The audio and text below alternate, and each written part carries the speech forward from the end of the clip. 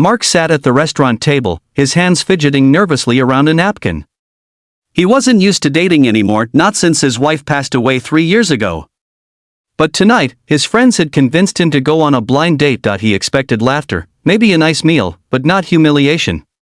Not the cruel prank that would leave him speechless until the woman in the wheelchair rolled in and turned his world upside down. What happened next would teach everyone in that restaurant a lesson about kindness they'd never forget. Hey everyone, welcome back to Here We Share Real, powerful stories that remind us what truly matters: kindness, compassion, and heart. If you enjoy stories like this, make sure to. Mark was a single dad in his mid-30s, raising his 7-year-old daughter, Lily, on his own. His wife, Emily, had passed away from cancer, and ever since then, Mark had focused entirely on being both mom and dad. He worked long hours as a mechanic, came home exhausted, helped Lily with her homework, and tucked her into bed every night with a bedtime story, the same one Emily used to read. Life wasn't easy, but it was full of love. His friends from work often teased him about being too serious, saying he needed to get back out there. One Friday, they decided to set him up on a blind date.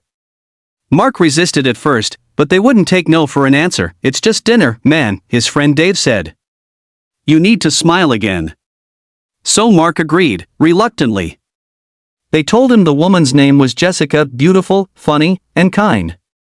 What they didn't tell him was that it was all a joke. There was no Jessica. When Mark arrived at the fancy restaurant, he felt out of place. He wore his cleanest shirt and nervously checked his reflection in the silverware. Around him, couples laughed, glasses clinked, and waiters moved gracefully between tables. Minutes turned into half an hour. He texted Dave, but his messages went unanswered. That's when he started hearing giggles from a nearby table. 3 people, his co-workers, were sitting a few tables away, whispering and laughing while pointing their phones at him. Mark's heart sank. He realized what was happening. It was all a setup. He stood up, ready to leave, his face burning with embarrassment.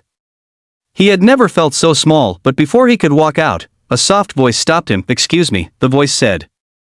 "Are you Mark?" He turned and saw a woman in a wheelchair, her dark hair neatly tied back, her blue eyes gentle but full of strength. "Yes," he said slowly. "I am." She smiled. "Hi, I'm Jessica." Mark blinked. "Wait, you're real?" She chuckled. "Last time I checked." The 3 co-workers stopped laughing.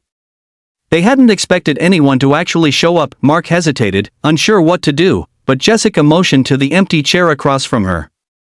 "You came all this way. Sit down. Let's not waste a good dinner." He sat, awkwardly at first. He couldn't help but notice the wheelchair. Her legs were motionless, a blanket draped over them.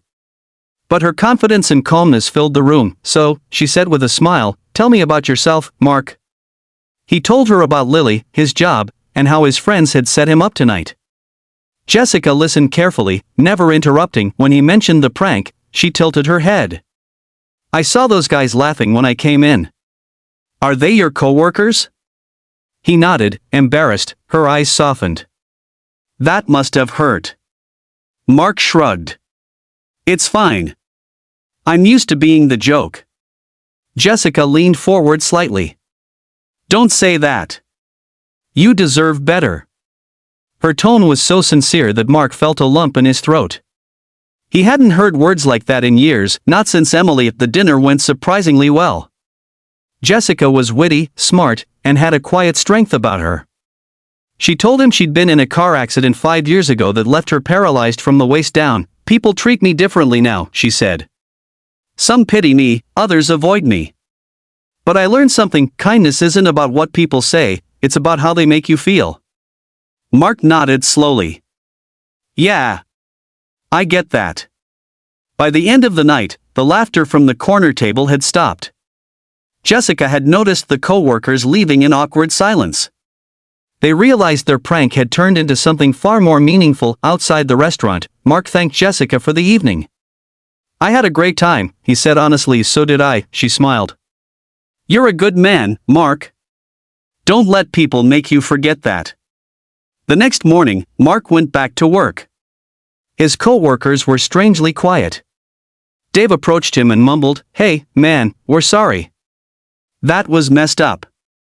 Mark just nodded and got back to work. But what he didn't know was that his life was about to change again in the most unexpected way. 2 weeks later, Mark received a phone call from an unfamiliar number. "Hi, this is Jessica," the voice said. "I was wondering if you could come by my office tomorrow morning. I might have an opportunity for you." Curious, Mark agreed. He drove to the address she gave, a tall glass building downtown. It was the headquarters of a major auto parts company. At the reception desk, the woman smiled politely. "Mr. Harris? Miss Taylor is expecting you." Mark froze. Miss Taylor. He followed the receptionist into a large, elegant office, and there she was. Jessica, sitting behind a mahogany desk, looking professional and confident. "Jessica?" he asked in disbelief. She smiled warmly. "Please, call me Ms. Taylor here. I'm the CEO of this company." Mark stood there, speechless. "You're the CEO?" She nodded. "I told you I had a few surprises." Jessica explained that she'd looked into his background after their dinner. She learned about his work ethic, how he'd been supporting Lily alone, and how he was one of the best mechanics in town despite never having formal training. "I'm starting a new outreach program," she said. "It's called Kind Hands. We're partnering with local garages to train single parents and veterans in auto repair, giving them stable jobs. I want you to help lead it." Mark's mouth dropped open. "Me? I'm not qualified for something like that." Jessica shook her head. "You're more qualified than you think. You have heart.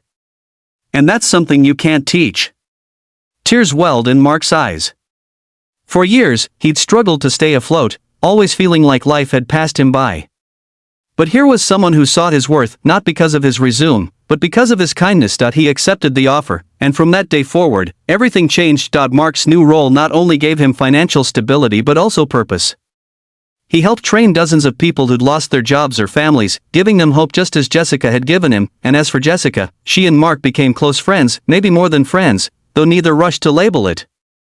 Lily adored her, and soon their dinners together became a weekly tradition. One evening, as they all sat laughing over pizza at Mark's small kitchen table, Lily looked at Jessica and said, "You're the nicest person I've ever met." Jessica smiled and touched her hand. "You know, Lily, kindness has a funny way of coming back to you. Your dad showed me that." Mark looked at her, his eyes soft with gratitude. "No," he said quietly, "you showed me.